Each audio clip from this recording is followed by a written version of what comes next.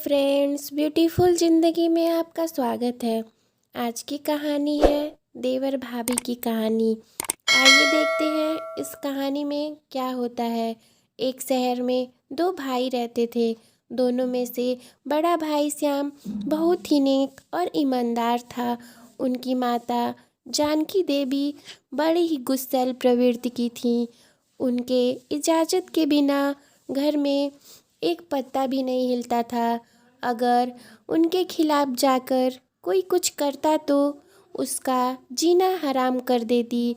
नीलू उनकी छोटी बेटी थी जिसकी शादी कुछ समय पहले ही हुई थी कि तब तक उनके बड़े बेटे श्याम के लिए एक रिश्ता आ जाता है। लेकिन श्याम को किसी और लड़की से प्यार रहता है और श्याम की निजी ज़िंदगी में भी बहुत परेशानियां रहती हैं। जब से डॉक्टर साहब ये बात बता दिए थे कि श्याम कभी बाप नहीं बन सकता, तब से श्याम सोच लिया था कि मैं शादी कर किसी लड़की की ज़िंदगी बर्बाद नहीं करूँगा। रचना से वो प्यार तो करता था लेकिन उससे कभी शादी की बात नहीं करता। उधर रिश्ता बहुत पैसे वाले घर से आया रहता है। जानकी देवी को अच्छे से पता रहता है कि उसका बड़ा लड़का कभी बाप नहीं बन सकता, इसलिए अपने छोटे बेटे रजत से शादी करवा देती है। पैसे की लालच में अंधी जानकी देवी को पता नहीं रहता है कि उसकी छोटी बहू भी कभी माँ नहीं बन सकती। धीरे धीरे जब जानकी देवी को इस बात का पता चलता है तो पैसे के दबाव की वजह से कुछ नहीं कहती। एक दिन की बात है, दरवाजे पर घंटी बज रही थी। अच्छा, आ रही हूँ बाबा, कहते हुए जानकी देवी दरवाज़ा खोलती है। सामने खड़े बड़े बेटे को उसकी पत्नी रचना के साथ शादी के जोड़े में देखकर गुस्से में कहती है, ये तुमने क्या कर दिया? तुम्हारी हिम्मत कैसे हुई अपने मन से शादी करने की? श्याम, माँ सुन तो लो, खबरदार जो एक शब्द भी बोला तो। तभी छोटा बेटा कहता है, अच्छा माँ जाने दो, क्या हुआ? आप तो जानती ही थी कि भैया कभी शादी नहीं करना चाहते थे, लेकिन अगर उन्होंने शादी कर ही ली है तो ज़रूर कोई बात होगी। सब लोगों के बहुत समझाने पर जानकी देवी अपना गुस्सा कम करते हुए रचना और श्याम की आरती उतारते हुए अंदर लाती है। रचना और श्याम शादी कर बहुत खुश होते हैं, लेकिन अंदर ही अंदर दोनों यह भी जानते हैं कि हमारा बच्चा नहीं हो सकता। फिर भी सबके सामने बहुत खुश रहते हैं। शादी के दूसरे दिन ही जानकी देवी रचना से खीर बनाने को कहती हैं। रचना अच्छे से खीर बना ही रही थी कि तभी श्याम कमरे में कुछ काम के लिए बुला लेता है। जैसे ही किचन से बाहर जाती है वैसे ही रचना की ननद खीर में नमक मिला देती हैं और धीरे से आके खाने के लिए सबके साथ बैठ जाती है। रचना बड़ी प्यार से सबको खीर परोसती है।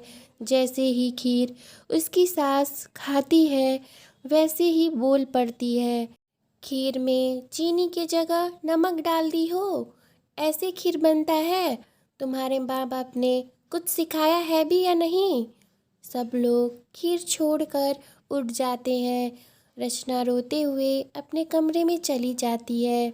रचना को सताने का सिलसिला दिन प्रतिदिन बढ़ता ही जा रहा था, लेकिन रचना यह सोचकर चुप रह जाती थी कि चलो जाने दो, अपना परिवार है। एक दिन काम के सिलसिले में श्याम कहीं बाहर जाता है तो रचना से कहता है, तुम अपना ख्याल रखना, मैं जल्दी ही वापस आ जाऊंगा। श्याम के जाने से रचना बहुत उदास हो जाती है। उसे मन ही मन ये भी चिंता रहता है कि श्याम नहीं रहेंगे तो ये लोग मेरे साथ कुछ गलत ना कर दें। जिस बात का डर रचना को रहता है आखिर वही होता है। एक दिन की बात है।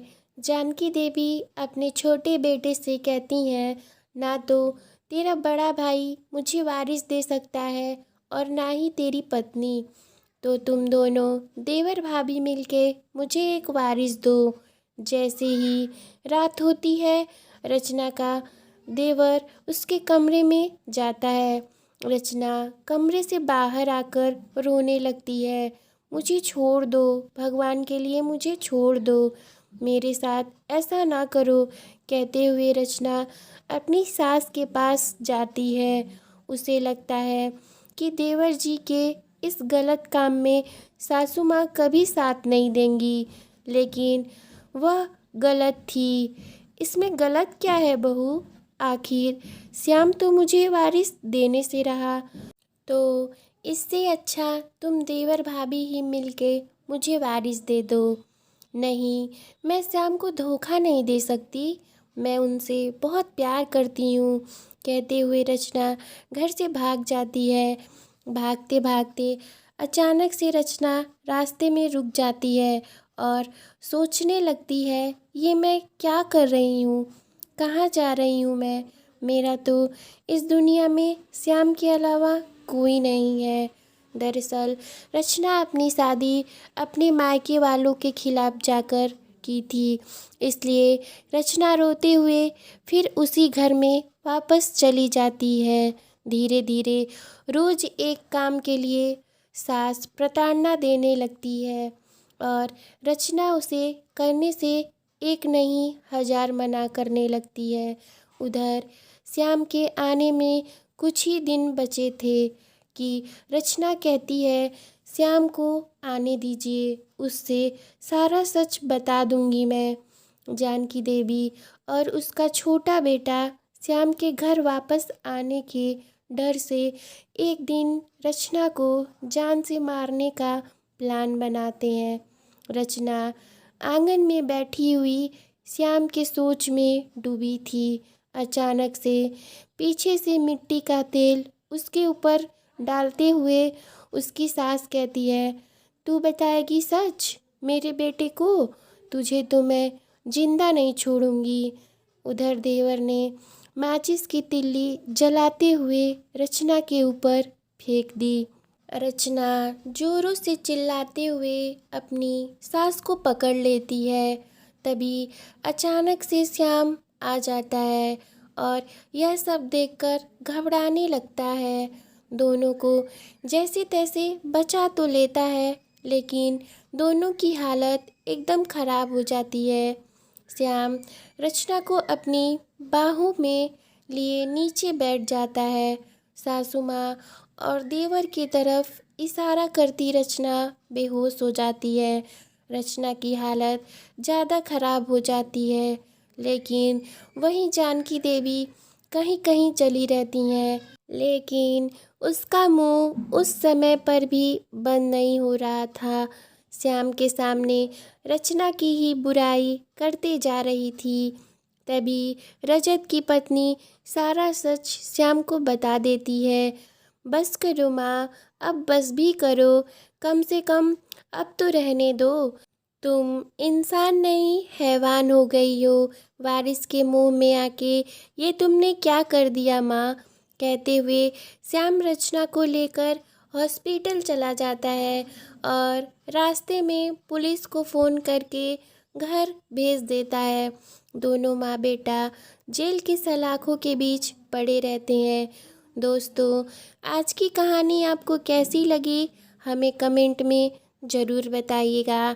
Thank you for watching. Please subscribe my channel friends. Bye bye.